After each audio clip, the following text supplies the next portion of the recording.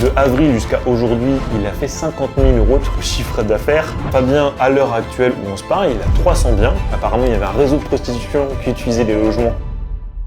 Salut à toi, bienvenue dans le podcast La Revanche, le podcast qui retrace l'ascension d'entrepreneurs à succès dans l'immobilier. Pour qui s'adresse ce podcast? Pour toutes celles et ceux qui s'intéressent à l'entrepreneuriat, qui souhaitent développer leurs connaissances, leurs compétences grâce au parcours d'entrepreneurs qui ont réussi à développer de grosses structures. Et dans cette vidéo, on va découvrir l'histoire de Quentin. Comment tu vas, Quentin? Ça va et vous? Ça va super. Super, merci. Quentin, il a fondé l'application PassePasse, une application qui permet aux loueurs de biens en location courte durée, particulièrement aux conciergeries, de gérer efficacement leurs biens. Donc on va vraiment voir tout ça dans cette vidéo et on va retracer tout le parcours de Quentin de A à Z, donc entre le moment où tu as commencé l'entrepreneuriat jusqu'à ce que tu réussisses à faire ce que tu as fait aujourd'hui. Donc est-ce que tu peux te présenter rapidement, qu'est-ce que tu fais dans la vie, d'où est-ce que tu viens? Je m'appelle Quentin Bessières, j'ai 25 ans, je suis fondateur de PassePasse et je suis associé à d'autres sociétés dans la location de courte durée. J'ai fondé PassePasse il y a à peu près 4 ans, ça vient d'un projet d'études que j'ai fait à l'EM Lyon, qui a de base au fait était là pour digitaliser, vous savez, les badges magnétiques qui permettent de rentrer dans les métros, dans les bureaux, etc. etc.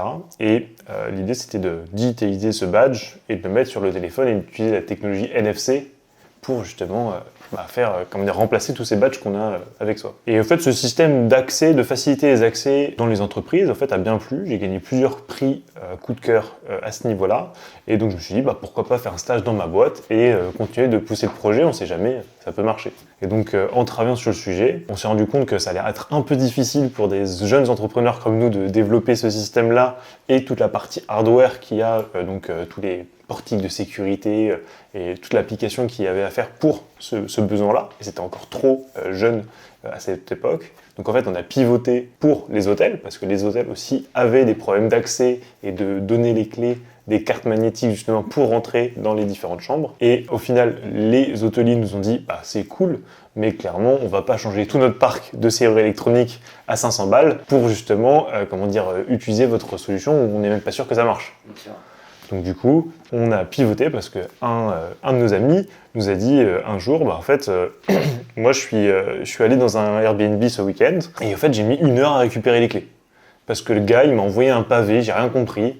Et en fait, les clés étaient dans un buisson à 15 mètres du logement et il n'a pas su m'expliquer, donc il a dû se déplacer et au final, on a perdu 1 heure.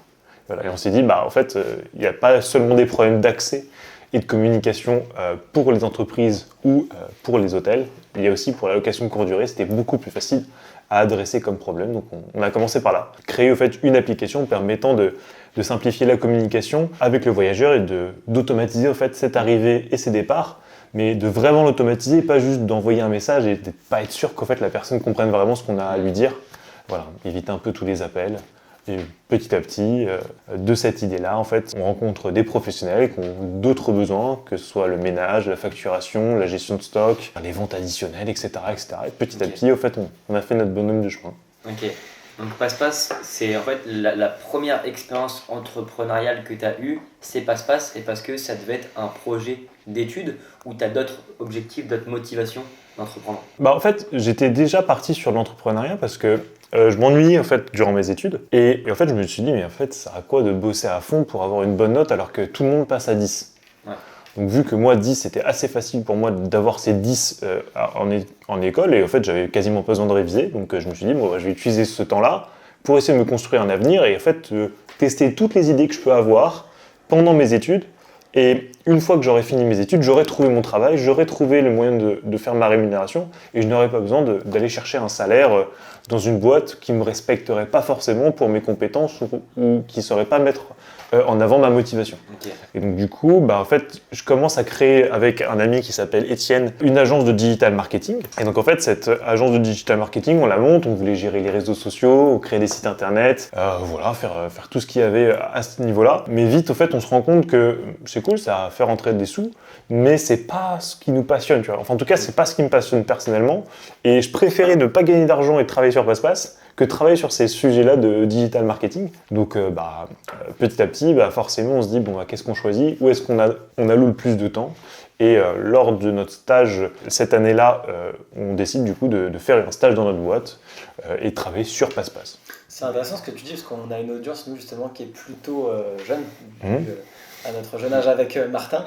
Comment est-ce que tu fais pour lier études et en même temps entrepreneuriat à côté, à ce moment-là? Bah franchement, c'est facile. En études, on a carrément du temps. Je me rappelle, à tout casser, on avait 20 à 22 heures de cours à l'EM Lyon. Je savais qu'il y avait globalement 7-10 heures de travail perso à faire par semaine. Et une semaine, c'est, je sais pas combien c'est d'heures par semaine, mais disons que sur une semaine, tu as au moins 30, 35, 40 heures de dispo pour faire d'autres choses, au fait. Et souvent, mes amis, en fait, l'utilisaient pour organiser des soirées, BDE, sortir, ou réviser parce qu'ils voulaient vraiment des bonnes notes, ou avoir le meilleur stage, ou le meilleur Erasmus, etc. Et en fait, moi, je m'en foutais complètement. Moi, je savais que je voulais être entrepreneur, donc je me battais pas du tout pour les mêmes objectifs. Et je me suis dit, je vais utiliser ce temps-là pour vraiment essayer de développer mon activité professionnelle après mes études. Et ce que je voulais, en fait, c'était de me dire que ce temps-là, je l'allouais parce que je ne voulais pas avoir à faire un choix où est-ce que j'entreprends, je sais que j'entreprends mais j'ai pas d'argent à la fin de mes études, genre à 24-25 ans, tu vois. Ou est-ce que du coup, je vais dans un job qui me plaît pas parce que du coup, je gagne pas encore assez en tant qu'entrepreneur. Et donc je me suis dit, en fait, j'ai 5 ans pour faire mes preuves et trouver ma voie. Donc ça a pris moins de temps que ça, vu que après le stage, j'ai fait une année de césure parce que ça me plaisait trop d'entreprendre et puis après, je suis jamais revenu à l'école. Ok. Parce que du coup, tu savais déjà pendant tes études que tu voulais entreprendre. Même avant mes études, je me rappelle à 16 ans, en fait, je suis un fan de YouTube et je regardais énormément de contenus sur l'investissement immobilier, la location de courte durée, donc les premiers contenus qu'il y avait à ce niveau-là, et sur l'entrepreneuriat. Et je savais déjà à 16 ans que je voulais être entrepreneur en fait. Je sentais que c'était ça qui m'appelait le plus, le fait de créer des choses, le fait de n'être responsable de ses échecs et de ses réussites que par son travail et celui de ses collaborateurs.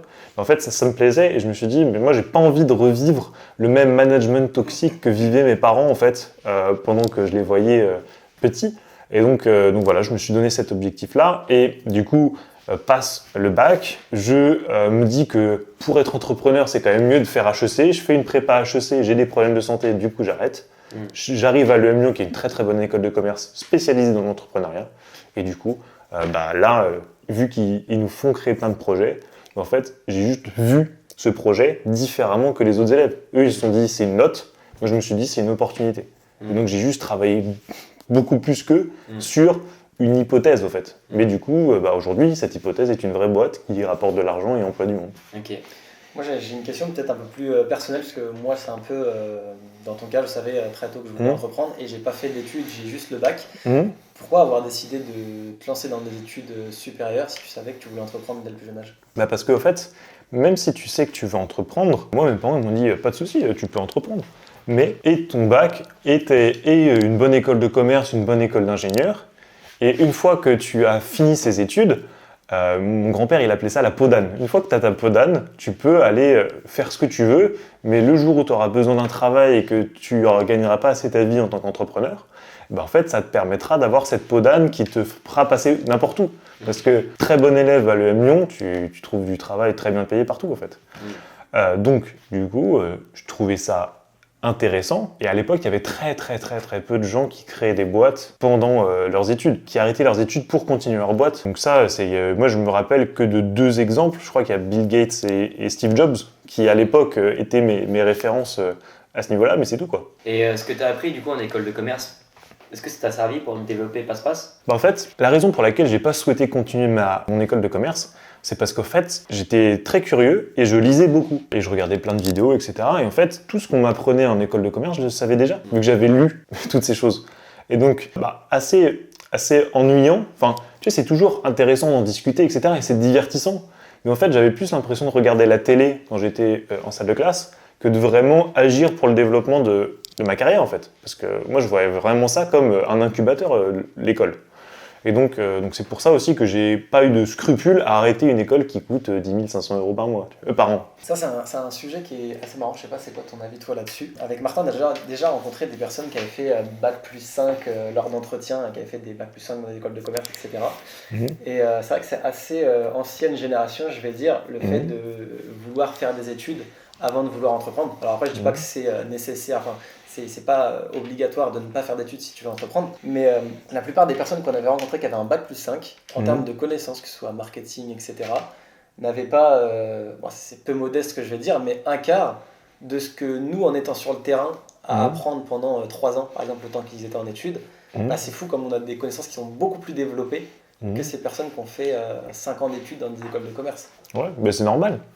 C'est quoi En fait, tu sais, il faut toujours réfléchir quel est le but de chaque personne que tu rencontres, de chaque entité avec lesquelles tu travailles. Le but d'une école, c'est de te permettre de découvrir tout ce que tu vas pouvoir faire dans ta vie professionnelle et t'aider à trouver le job que tu veux faire. Si toi, tu connais déjà le job que tu veux faire et que tu t'y intéresses déjà et que tu te formes déjà naturellement à ce sujet, l'école n'a rien à t'apprendre, à part te faire découvrir d'autres choses. Mais si tu es convaincu que ce que tu veux faire, c'est de développer X choses ou travailler dans X projets, etc. Donc effectivement, si ton objectif dans la vie, c'est d'être pilote d'avion et que pour être pilote d'avion, il faut passer un concours et faire des études, bah en fait, autant faire ces études parce que c'est ce que tu veux faire et ça a du sens. Pareil pour être médecin, pareil pour être vétérinaire, pareil pour faire plein, pour être avocat, etc. Ça, tu peux pas l'être en fait en l'inventant. Mais disons que si ton rêve, c'est d'être entrepreneur, c'est quoi entrepreneur? C'est quoi? C'est juste un mec qui a un projet, qui développe, qui arrive à vendre quelque chose qui rend service à des gens, et donc du coup qui gagne de l'argent pour. Et après, qui décide de le faire évoluer en fonction de ses ambitions, et donc qui va être amené à recruter, à former, etc. des gens. Et en fait, tout ça, ça s'apprend dans les livres. Voilà, moi je trouve qu'il y a plein de choses à apprendre dans le livre. Je lis plus beaucoup parce que j'ai plus beaucoup de temps, et que j'en ai lu beaucoup, mais effectivement, aujourd'hui, marketing digital, tout s'apprend dans des livres, ou sur des vidéos. Le commerce, tout s'apprend dans des livres ou dans des vidéos, ou en faisant aussi, forcément. Pareil pour la conciergerie, beaucoup de choses s'apprennent en ligne, et il y a d'autres personnes qui font des choses et qui peuvent nous donner la voie plus rapide pour le faire, comme vous. Donc pour le coup, aujourd'hui, les études sont utiles que si on a notre envie et de faire un métier où la condition sine qua non, c'est de faire des études. Ok, très bien. Maintenant, après avoir mis cette première partie, plus les démarrages, on va plus se concentrer sur PassPass, le logiciel que tu as créé. Est-ce que tu peux présenter rapidement PassPass, à quoi ça sert et pour qui? Donc PassPass, c'est un écosystème d'applications développé pour les différents acteurs de la location de courte durée. En fait, quand on fait de la conciergerie ou qu'on gère des logements en courte durée, on va être amené à travailler avec des voyageurs, avec des propriétaires, avec des prestataires, que ce soit de ménage, agents d'accueil ou bricoleurs. Et en fait, toutes ces personnes-là, elles ont besoin d'outils, parce que travailler avec elles et leur déléguer du travail, c'est facile. Tout le monde est capable de prendre quelqu'un sur le bon coin et de lui dire « fais ça ». Mais s'assurer qu'elle respecte ton cahier des charges et qu'elle soit autonome, c'est autre chose. Et donc nous, notre travail, ça a été de faire en sorte que chacun ait son application, où il ne va avoir que les informations dont il a besoin, au bon moment, pour faire son travail sans avoir à te déranger. Et donc du coup, en fait, on a responsabilisé le voyageur, on a responsabilisé les prestataires, on a responsabilisé le propriétaire, ou en tout cas, on l'a rassuré, pour qu'en fait, il n'ait pas besoin de te solliciter, à part sinon un vrai problème. Par exemple, l'aide ménagère, s'il rentre et que c'est n'importe quoi dans le logement, ils ont fait une fête de bâtard. Si, pour le voyageur, c'est que s'il a une fuite et il se dit putain, comment je fais, il va y avoir un dégât des eaux. Ou le propriétaire, c'est waouh, mon calendrier il est vide depuis un mois, comment ça se passe, qu'est-ce que vous avez fait, tu vois, qu'est-ce qui se passe? Et donc, ça, c'est les seules vraies raisons aujourd'hui pour lesquelles ces différents acteurs vont te solliciter, parce que tout le reste, au fait, a été imaginé pour qu'ils n'aient pas besoin de te déranger pour avoir l'information dont ils ont besoin. Okay. Voilà. Et donc, on parle d'écosystème parce que ces 4 applications, elles sont bien. Et au fait, des applications similaires à PassPass, il y en a plein sur le marché.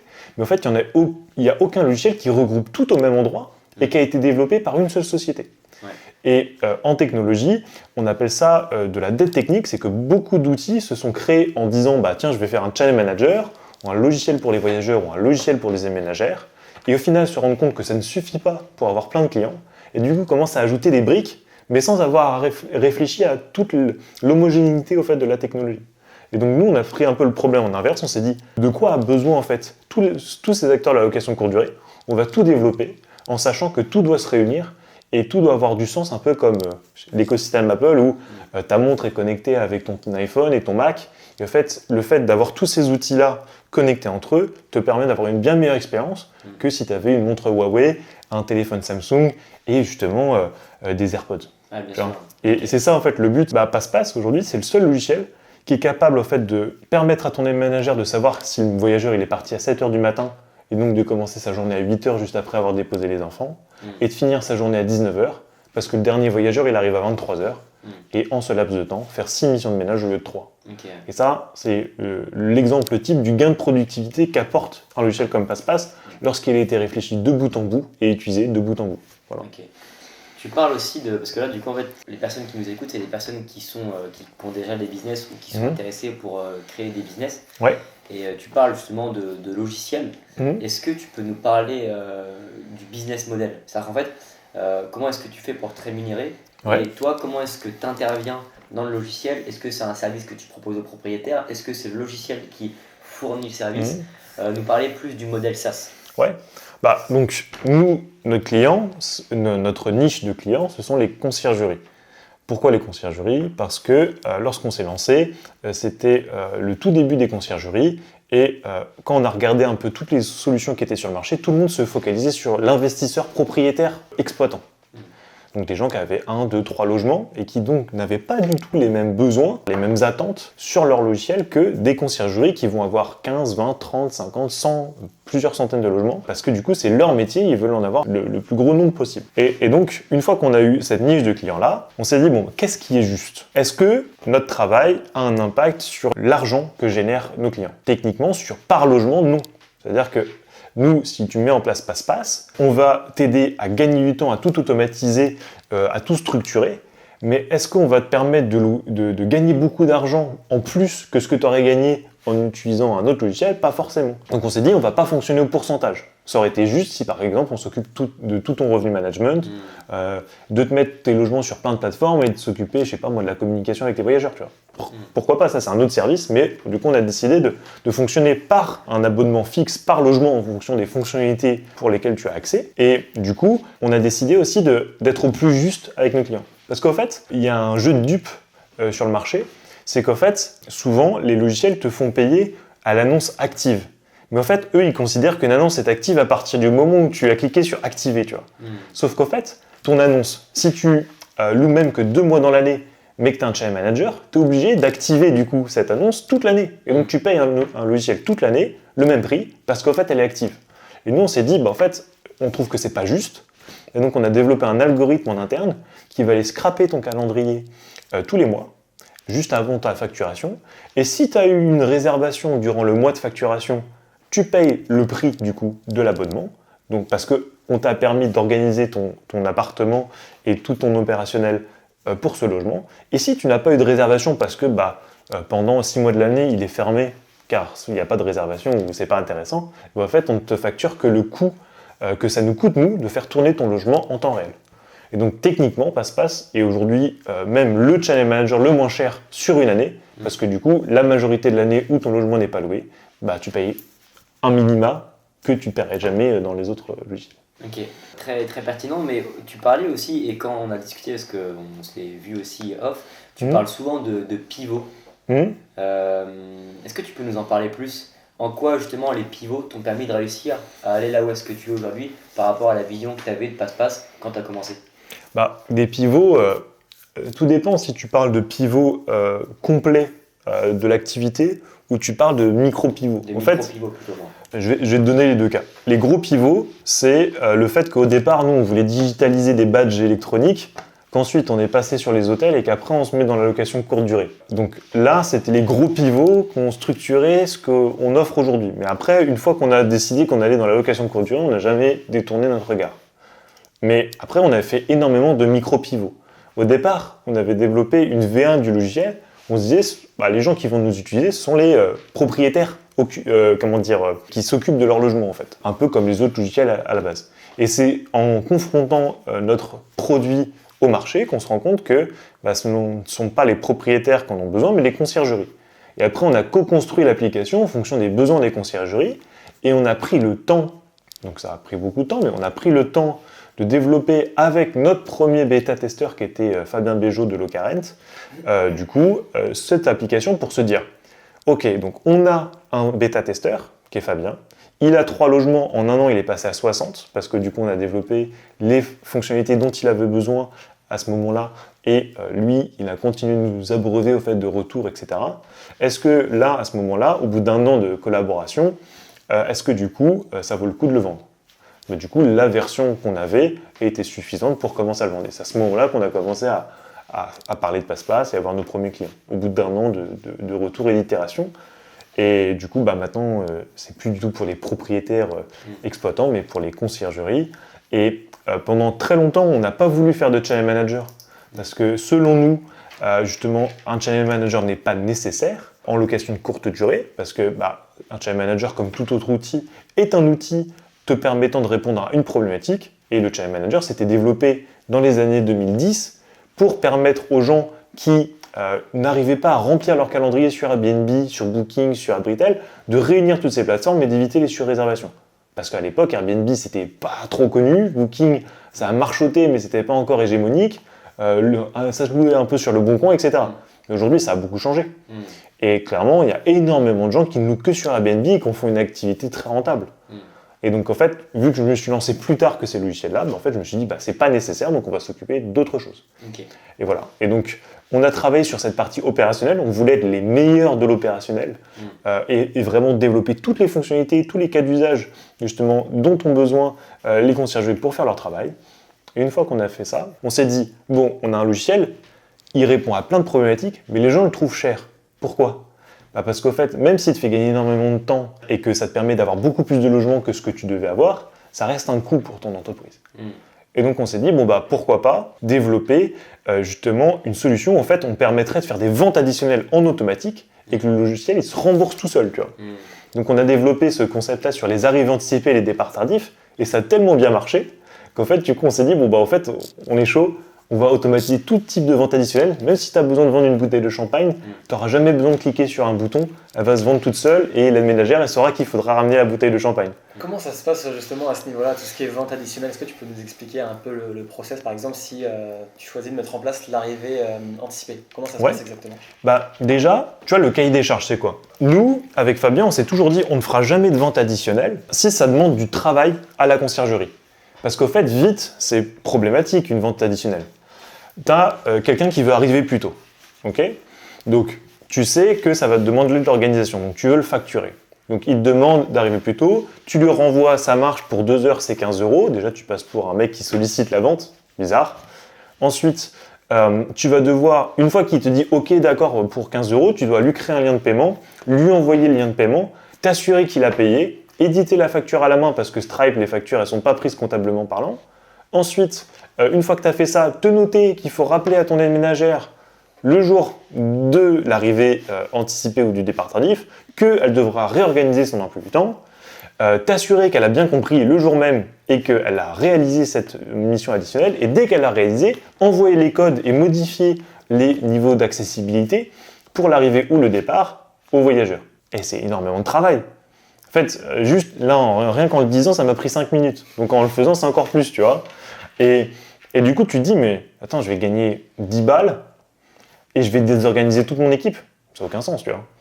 Donc en fait, on s'est dit, jamais on en fera si c'est pas 100% automatisé, si c'est pas 100% compris par nos clients et par nos prestataires.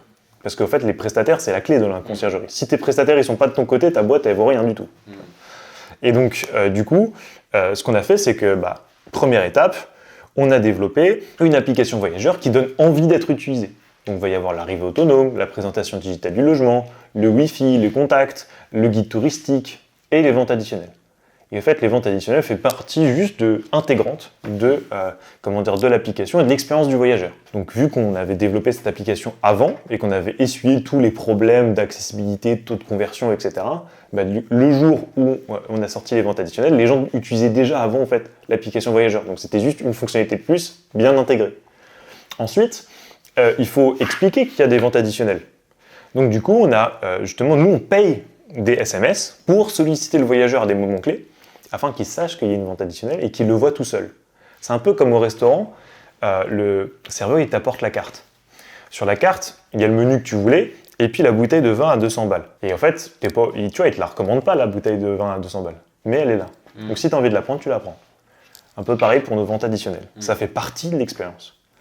Ensuite, il fallait qu'on ne mette pas en avant une vente additionnelle qui ne puisse pas être délivrée. Souvent, les autres carnets de vente additionnelles qui sont sur le marché, en fait, ils ne bougent pas. C'est toujours affiché. Et en fait, c'est à toi de valider si tu es capable de réaliser à la main la vente additionnelle. Mais c'est éclaté comme expérience. Le mec, il a payé, et au fait, toi, tu es obligé de valider à la main si, au final, elle va pouvoir vraiment être faite, la vente additionnelle. Bah, c'est nul. Donc nous, ce qu'on s'est dit, c'est qu'on allait créer, en fait, de par notre connaissance de l'emploi du temps, des aides ménagères, des informations voyageurs, avant et après, justement, la demande. Donc, vu qu'on sait à quel moment le prochain voyageur arrive, par exemple, on sait si on est capable de vendre une arrivée anticipée ou un départ tardif ou pas. Okay. Par exemple, on ne va jamais vendre une arrivée anticipée et un départ tardif le même jour. Ou s'il n'y a plus de bouteilles de champagne, il faut qu'on sache dans la gestion de stock qu'il n'y a plus de bouteilles de champagne. Okay. Parce que sinon, le mec, du coup, ça va mettre dans l'embarras l'équipe. Et du coup, on sera plus il y a une chance qu'on ait à rembourser. Et ça, c'est le genre de choses qu'il ne faut pas faire. Tu vois. Okay. Donc, en fait, on a juste structuré la boîte et créé en fait, des limites que tu ne te rends pas compte. Mais en gros, il y a énormément d'algorithmes qui vont checker en fait, plein de variables pour être sûr qu'on puisse mettre en avant cette vente additionnelle. Une fois qu'on a fait ça, on va créer en fait, des liens de paiement qui sont dynamiques. Donc, en fait, ce n'est pas toi qui vas créer tes différents produits sur Stripe et ensuite mettre le lien Stripe dans ton guide touristique, comme ce que font pas mal de gens, mais c'est plus, nous, on va te proposer plein de ventes additionnelles qui sont déjà packagées. En fait, on a déjà pré-paramétré 1000 prix et du coup, automatiser les tâches, en fait. Ce qu'il y a comme cahier des charges dans chacune des tâches. Et du coup, si tu veux l'utiliser, tu as juste à l'activer. Et en fait, tu vas te créer une sorte de compte Stripe Connect. C'est comme si tu devenais Uber chez Uber, tu vois, ils vont te faire créer un compte Stripe pour que tu puisses toucher une partie des sous que tu as. Nous, c'est pareil, en fait. Nous, on te crée un compte Stripe parce qu'on va être, grâce à notre API, capable de générer nous-mêmes les liens en fonction de ce que tu veux vendre. Voilà. Donc ça permet, encore une fois, de faire quelque chose qui est beaucoup plus flexible, où si la personne, elle veut réserver une trottinette électrique pour 15 jours, et du coup, elle va pouvoir payer par jour avec une réduction à partir de certaines journées, tu vois. Donc c'est très poussé, mais tu vois, il fallait faire ça, parce que sinon, ça peut être trop galère, en fait, tu vois, et ça peut être pas juste. Et ensuite, automatiser la facturation. Donc nous, vu qu'on a déjà le logiciel de facturation le plus complet du marché pour les conciergeries, et en fait, on a juste eu à réadapter notre système de facturation automatique, mais pour justement les conciergeries, avec justement de la numérotation de facture qui est faite, et quand il y a un remboursement qui est fait, une édition d'avoir automatique. Et une fois qu'on a fait ça, il y a encore la partie prestataire.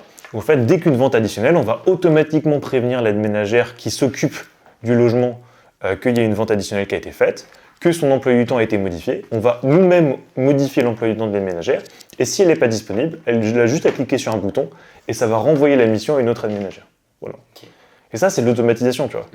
Mais entre créer un lien Stripe et faire de la vente additionnelle et ce que je viens de vous présenter là, c'est des mois et des mois de travail, mais pour qu'aujourd'hui, ça soit une machine à cash. Tu vois, notre client qui fait... J'ai regardé ce matin.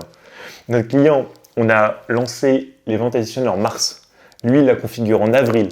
De avril jusqu'à aujourd'hui, le 30 décembre 2024, il a fait 50 000 € de chiffre d'affaires en vente additionnelle, juste en vendant des arrivées anticipées, des départs tardifs. Non, c'est même pas Fabien. Ah ouais, c'est un mec à Lyon. Ouais. C'est un truc de ouf, non? 50 000, t'imagines? S'il y a des conciergeries, elles font pas ça sur un an, tu vois. Nous, on l'a fait en arrivée anticipée, départ tardif, c'est insolent. Ouais. En fait, ça rembourse, mais tu fonctionnes vachement à la contrainte, dans le sens où tu crées un logiciel, tu développes pour proposer des services à des conciergeries qui vont considérer que ça va être trop cher parce qu'ils ont beaucoup de biens et que c'est un budget. Donc tu crées quelque chose face à ça pour faire en sorte que le logiciel soit autofinancé par la mise en place de ventes additionnelles. Donc, en fait, le pivot, c'est ça, c'est que tu vois une contrainte et tu l'élimines en apportant une solution à ce problème, en réfléchissant justement à différentes solutions comme les ventes additionnelles. C'est ça. Et après, du coup, qu'est-ce qu'on a fait? C'est qu'on s'est dit, ok, donc là, on est devenus les meilleurs, entre guillemets, de l'opérationnel, de l'après-réservation. C'était notre objectif. Et donc, qu'est-ce qu'il reste à faire? On va arrêter, je vais virer tous mes développeurs, on n'a plus d'ambition. Bah non, on va continuer, tu vois. Parce que nous, on kiffe. Dès qu'on finit une fonctionnalité, on a juste envie de faire la suivante, tu vois. Et donc, à ce moment-là, on se dit, ok, les gens, ils nous ont toujours demandé un channel manager. Aujourd'hui, ça représente entre 7 et 15 € par mois par logement, le coût du channel manager en lui-même, et les gens ne l'utilisent que 20%. Tu sais, souvent, tu as un énorme channel manager, genre Bet24, et tu en utilises 10-20% des fonctionnalités, parce qu'au fait, tu n'as pas la compétence, tu n'es pas professionnel, ça fait pas 15 ans que tu fais ça, tu vois. Nous, on va créer un logiciel, on va ajouter un channel manager à PassePass pour le même prix. Et du coup, aujourd'hui, tu as tout le package, toutes les fonctionnalités dont tu as besoin pour développer ta conciergerie pour le même prix qu'avant. Ouais. Voilà. Et c'est là où, tu vois, où il y a ce pivot, au fait, dans la tête des gens, où aujourd'hui, bah, c'est vrai que c'est beaucoup moins compliqué de vendre passe-passe, parce qu'on a défini un prix limite, on sait qu'une conciergerie, vu que je travaille étroitement avec des conciergeries, et même mon père a une conciergerie, on sait que la limite à ne pas dépasser en termes de coût fixe, c'est 19,90 € hors taxe par mois, par logement actif. C'est le maximum, parce qu'après on impacte trop les finances de la conciergerie et ça va réduire sa marge pour elle ou sa marge pour déléguer à d'autres personnes. Donc ça, c'est notre limite. Et on s'est dit du coup, comment gagner plus d'argent en développant les ventes additionnelles. Et du coup, comment attirer encore plus les gens à notre activité. Le channel manager, on ne pouvait pas augmenter les prix. Ça fait partie du service. C'est intéressant parce que il y a une question qui revient généralement souvent pour les personnes qu'on aide à créer une conciergerie, c'est de savoir quel channel manager choisir. Est-ce que si tu as 5 logements, ce channel manager il est fait pour toi? Est-ce que si tu en as 30, celui-ci il est fait pour toi? Ou si tu en as 200, est-ce que c'est fait pour toi? Et toi justement, par rapport à Passe-Passe, tu dirais qu'il est fait pour quel type de conciergerie? Petite, moyenne, grosse? Comment tu...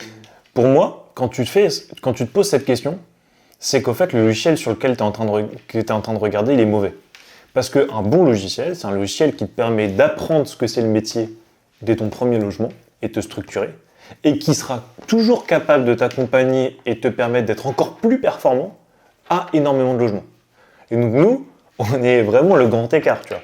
On intéresse énormément les débutants, parce qu'en fait, Passe-Passe, c'est joli, c'est simple, t'as pas besoin d'être ingénieur, développeur, bidouilleur de l'extrême pour l'utiliser, et c'est complet.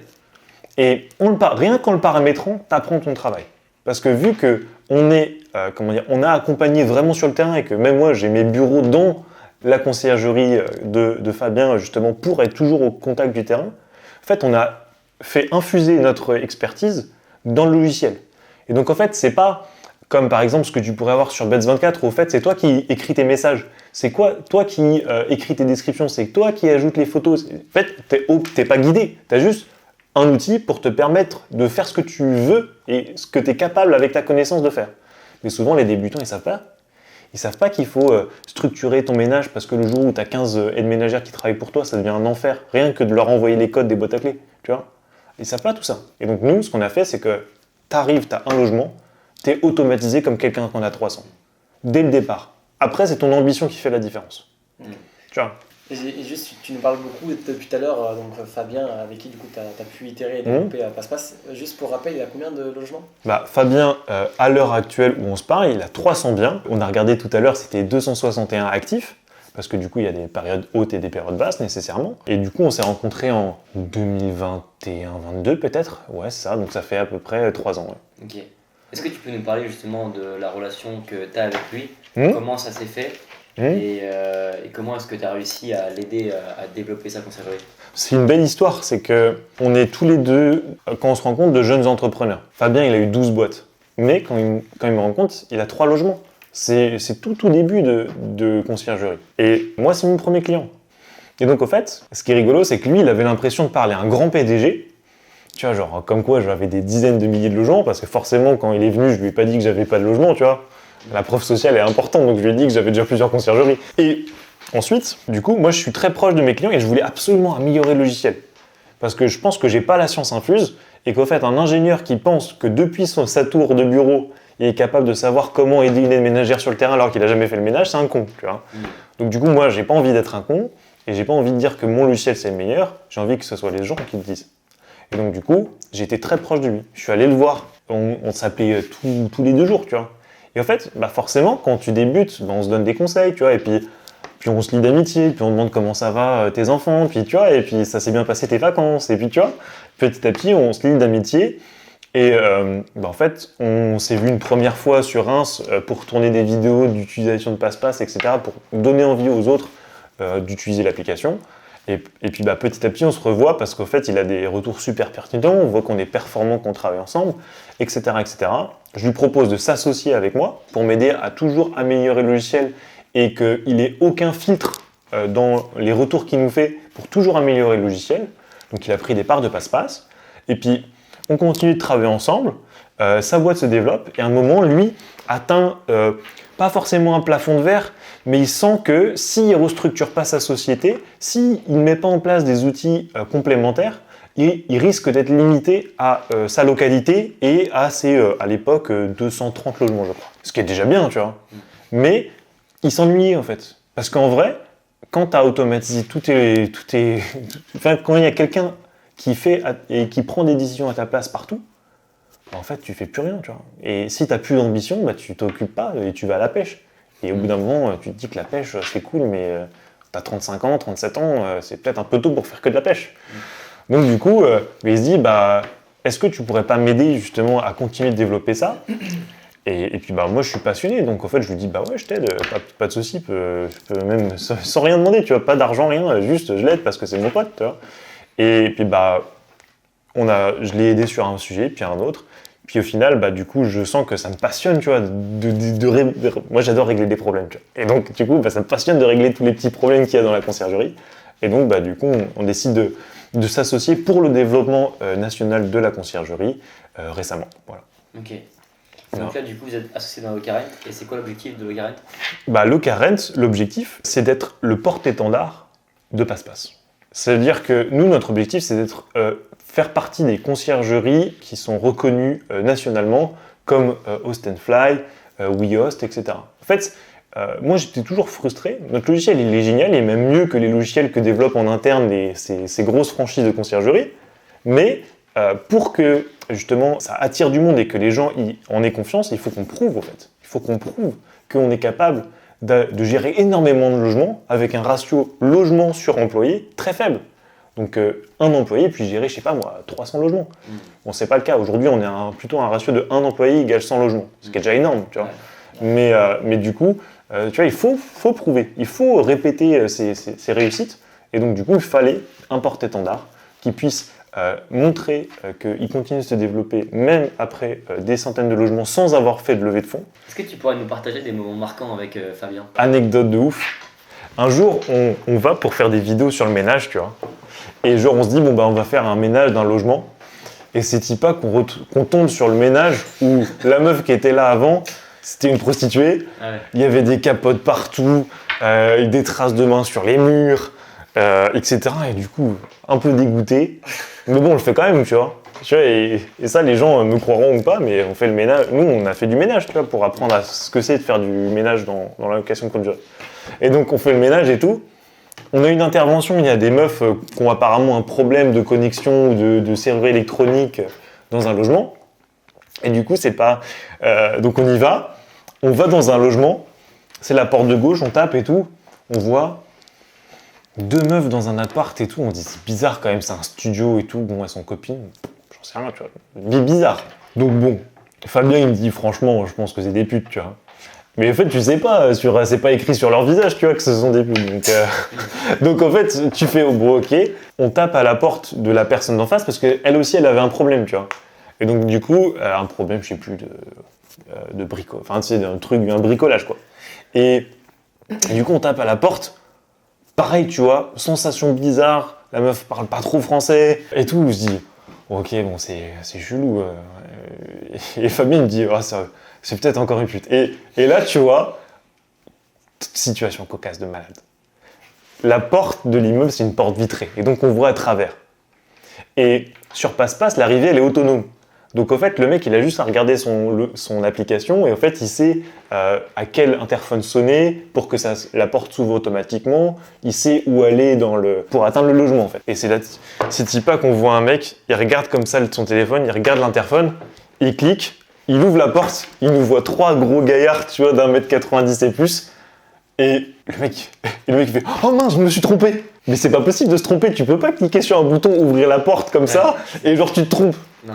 Et du coup, le mec il part, et ensuite il y a un autre mec, il regarde un peu comme ça, tu vois. Pareil, il ouvre la porte avec son téléphone. Mais lui, tu vois, grosse confiance, tu vois. Le mec, c'est normal, il avance et tout, il va dans le logement du fond, parce qu'il y avait 3 logements au même endroit, et du coup, il appelle son pote, il fait « Viens, viens, viens !» Et du coup, c'était 2 mecs qui allaient chez une prostituée. Et là, on s'est dit, putain, on va être pris pour proxénétisme. Et 6 mois après, il y a la PJ de Paris qui vient justement, qui nous contacte parce que du coup, apparemment, il y avait un réseau de prostitution qui utilisait les logements de Fabien. Et du coup, vu que sur Passe-Passe, on a les fiches de police, on a pu transmettre toutes les fiches de police du coup des étrangères qui étaient venues dans les logements. Donc c'était un réseau de chinoises, je crois. Et du coup, en fait, ils ont pu bien faire avancer l'enquête sur ça et on n'a pas été inculpés. Ok, ça a été finalement. Ouais. Ça a bien fini. Mais sacrée histoire, t'avoueras que c'est quand même cocasse. On va faire des vidéos sur le ménage et on se retrouve à rentrer dans un réseau de prostitution. On fait putain, on n'a pas eu de chance quoi. C'est clair. C'est pas le bon ménage quoi. Non, c'est pas le bon ménage. On va plus reparler maintenant du présent et de l'avenir, de comment est-ce que toi tu vois les choses. Comment est-ce que tu vois Passe-Passe dans les 5 prochaines années? Bah écoute, Passe-Passe dans les 5 prochaines années, aujourd'hui, on a fait nos preuves sur le fait de développer tout un écosystème qui répond à toutes les problématiques. Donc une fois qu'on a développé tous ces outils-là, maintenant le challenge c'est de développer à l'échelle l'activité, l'entreprise. Et donc on a un challenge de commercial, de communication, parce qu'en fait on veut que tout le monde connaisse le nom de Passe-Passe et sache qu'on fasse un logiciel. Après, s'ils ne veulent pas l'utiliser, c'est leur souci et c'est leurs envies. Mais en tout cas, j'ai envie que les gens sachent qu'on ait développé très très fort, très très dur, un logiciel et qui réponde à autant de problématiques pour un prix assez raisonnable. Et ensuite, continuer de développer, mais plus forcément développer nous-mêmes des fonctionnalités, mais faire des intégrations. Iglo, Nuki, Pricelab, Beyond, etc. En fait, maintenant qu'on vaut le coup, il faut qu'on puisse être connecté à tous les autres acteurs du marché pour non pas grandir que de notre côté, mais aussi profiter des gains d'attractivité, des relais de croissance que peuvent représenter les partenaires commerciaux. Et ensuite, nous, ce qu'on voit, c'est qu'il y a énormément de voyageurs qui voyagent sur Passe-Passe et ils aiment l'application Passe-Passe. Et en fait, Passe-Passe devient petit à petit un tiers de confiance. Et donc, l'objectif serait, à terme, de permettre à ces voyageurs-là de réserver de nouveau sur Passe-Passe. Voilà. Ok, donc ce serait vraiment avoir un écosystème qui est ultra complet, qui permet aux propriétaires de biens en location courte durée de pouvoir tout gérer depuis Passe-Passe. C'est ça. Mais déjà, il peut tout gérer depuis Passe-Passe. En fait, il gère tout ce que il nous semble être bon de gérer. Parce qu'en fait, aujourd'hui, la réservation en direct, c'est un bordel, clairement. Parce que du coup, tu vas devoir faire signer un contrat de location de courte durée, prendre la caution, récupérer l'assurance du voyageur. Ensuite, que tu gères la taxe de séjour, que tu vas devoir refaire ça à la collectivité vu que c'est pas Airbnb ou Booking qui gère. Et c'est énormément de travail. C'est clair. Franchement, ça donne pas envie d'en faire quand tu as beaucoup de logements. C'est clair. Pour le coup, si vous arrivez à mettre en place un système de réservation en direct, mais qui est automatisé et hyper simplifié, là, je pense que vous avez l'outil le plus puissant qui existe sur le marché. Sur Terre. Ouais. Parce que c'est vrai que pour le coup, la réservation en direct, nous on n'aime pas trop en faire pour tout ce que tu as énoncé, toutes les contraintes, parce que tu dois faire un contrat. Sauf que si le contrat n'a pas été fait par un avocat ou un comptable, c'est pas un contrat qui est très sécurisant. Et il y a toutes les contraintes et le temps que tu vas y passer par rapport au gain derrière qui n'est pas non plus énorme quand tu es la conciergerie. En fait, tu gagnes rien toi en tant que conciergerie. Limite, tu gagnes moins parce que le mec il veut négocier le prix. Tu travailles plus. C'est ça. Tu travailles plus et tu gagnes moins. Donc ça sert à rien. Donc on trouve des excuses en fait, pour les contourner un petit peu. En vrai de vrai, on sait que. Mais bon. Et le pire dans l'histoire, c'est que tu prends une caution. Ouais. Mais si le mec il te ravage l'appartement, ta caution de 300 balles, elle sert à quoi? Ah, ça sert à rien. Et justement, les mecs qui passent par plateforme sont quand même plus susceptibles de ravager l'appartement. Oui, c'est ça. Donc nous, ce qu'on veut, c'est de faire ça, mais de proposer les mêmes garanties et sécurité que tu as lorsque tu loues par Airbnb. Bien sûr. Et de faire en sorte que cette réservation directe, elle soit pas avec des concessions. Comme les ventes additionnelles. On ne les fait pas s'il y a des concessions. J'avais une question, parce que nous, actuellement, du coup, on utilise Beds24. Et quand on va, du coup, synchroniser à, par exemple, Airbnb, vu qu'on a le channel manager qui est synchronisé, on va prendre, du coup, les frais vont être augmentés à 15%. Ouais. Comment ça se passe au niveau de Passe-Passe? Est-ce qu'il y a ce système où, justement, si on utilise Passe-Passe et on synchronise à Airbnb, il y a les frais d'Airbnb qui vont passer à 15%, vu que c'est professionnel? Ou est-ce qu'il n'y a pas ça? Ouais, c'est ça. En fait, t'as pas le choix. Quand tu es un vrai channel manager, t'as pas le choix. C'est que quand, tu vois, par exemple, Superhôte te permet de ne pas avoir cet changement, mais en fait, Superhôte, c'est pas vraiment un channel manager. Quand vous connectez votre compte Airbnb sur Superhôte, vous vous connectez pas sur l'interface d'Airbnb. Vous mettez vos identifiants dans une modale. Et en fait, eux, après, soit automatiquement, soit un gars à la main le fait, en fait, va se connecter sur votre compte Airbnb, et je crois que c'est un système de proxy, où en fait, ils vont récupérer les résas, etc., mais c'est pas 100% automatisé.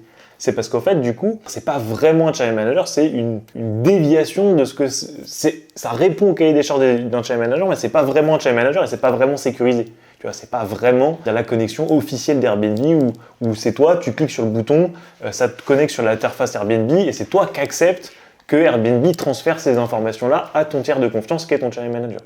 Donc à partir du moment où tu as un vrai channel manager, tu passes en tarification simplifiée. Mais c'est pas un problème la tarification simplifiée. Parce que quand tu fais le calcul, tu payes plus de commissions à Airbnb quand tu es en tarification haute simple au fait.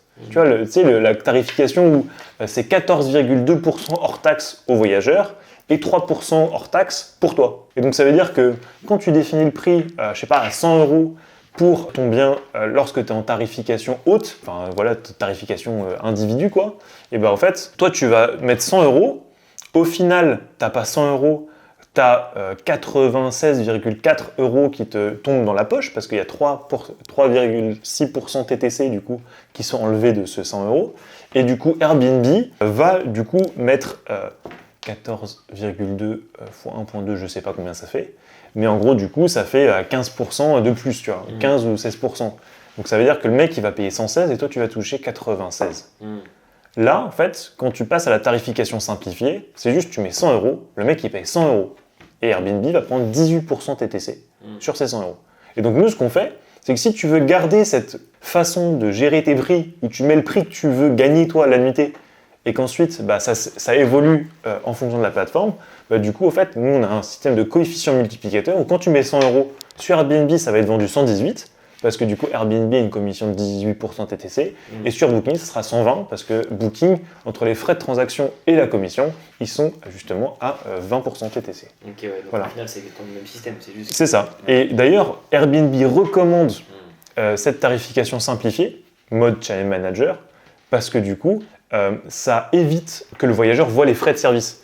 Et déjà, le voyageur, du coup, a l'impression que Airbnb est gratuit. Donc en fait, pour Airbnb, c'est important, vu qu'en fait, ils veulent se faire passer pour de bons samaritains auprès de leur public. Et du coup, ça retire en fait une ligne dans le nombre de trucs que tu payes à chaque réservation. Donc en fait, je pense que ça doit être quelques pourcents de taux de conversion, mais ça doit avoir un petit impact sur les taux de conversion. Et donc c'est pour ça qu'ils te référencent mieux. Okay. Et du coup, au niveau du coefficient, c'est quoi? C'est 1,18 pour que ça soit, du coup, quand tu mets par exemple 100, ça va prendre 1,18 et du coup, ça va mettre à 118 au lieu de 100. Ouais, c'est ça. Mais par contre, ceux qui ont un revenu manager, tu vois, qui ont un logiciel de pricing dynamique ou qui travaillent, je sais pas moi, avec J'affiche complet, et ben en fait, eux ne vont pas mettre de coefficient multiplicateur parce que ces logiciels-là, en fait, te mettent le prix vendu maximum. C'est-à-dire que ce jour-là, tu peux vendre ta nuitée 120 € maximum, plus frais de ménage et linge. Et donc en fait, du coup, là, on ne met pas de commission parce que, en fait, ils prennent déjà en compte la commission lorsqu'ils définissent les prix. Voilà. Mais il faut connaître tout ça. Et en fait, on l'explique vraiment pendant longtemps à chaque fois que quelqu'un utilise notre channel manager. Parce qu'en fait, il n'y a rien de pire que quelqu'un qui va mettre un channel manager et qui ne comprend rien et qui se retrouve à louer ses nuitées 18% de moins ou à plus rien comprendre de comment ça se passe. Donc nous, on fait la transition en personne avec les gens pour leur expliquer tout ça, pour être sûr qu'ils ont bien compris. Et une fois qu'ils ont bien compris, qu'on a fait le test, qu'on leur a montré comment ça marche, là, après, on leur laisse la main. Ok, trop cool. Et si on ressort de Passe-Passe et qu'on se reconcentre sur ta propre personne en tant qu'entrepreneur, ce serait quoi, toi, les conseils que tu donnerais à une personne qui serait intéressée pour se lancer dans la tech? Dans la tech? Ouais. Qu'en fait, se lancer dans la tech, ça ne s'invente pas, il faut être passionné, parce que c'est très très dur, parce que tu ne gagnes pas beaucoup d'argent au départ, parce qu'au fait, tes chances de réussir, elles sont très très minces, et que du coup, si tu n'es pas passionné, ça ne sert à rien de te lancer, parce que des gens qui arrivent à lever des fonds, il y en a très peu. Moi, j'ai essayé de lever des fonds, sauf qu'en fait, j'avais 21 ans. Et clairement, à 21 ans, sans expérience, sans track record, c'est impossible de lever des fonds. J'ai réussi à réunir 300 000 €, mais finalement, j'ai décidé de pas les prendre. Parce que du coup, c'était pas suffisant par rapport à ce que je voulais vraiment faire en levant des fonds, en vendant des parts de ma boîte. Donc en fait, quand t'as pas d'expérience, quand t'as pas de moyens, et du coup, qu'est-ce qui te reste? Le temps. Et en fait, pour tenir aussi longtemps que j'ai tenu sans me payer, faut être passionné. Ouais. Voilà. Donc en fait, si t'es pas passionné, ça sert à rien de te lancer dans la tech. Et je déconseille les gens de créer des applications en no-code, parce qu'en fait, créer des applications en no-code, c'est créer des applications sur une structure qui est très coûteuse, parce que dès que tu vas avoir du volume, ça va te coûter très cher comparé à ce que si tu l'avais développé toi-même. Et en plus, ça va te créer de la dette technique et de l'interdépendance de solutions. Okay. Donc de la dette technique, parce qu'en fait, ton logiciel, peut-être que si tu avais dû le coder avec des fonds, tu l'aurais codé différemment.